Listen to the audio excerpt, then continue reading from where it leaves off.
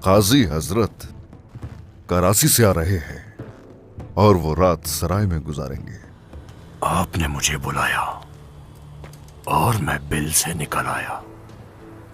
وہ سفر کے لیے نکل گیا ہے. قاضی رکن الدین کو قتل کرنا ہے. یہ تم کیا کر رہے ہو ملون؟ قاضی رکن الدین. کون ہو تم؟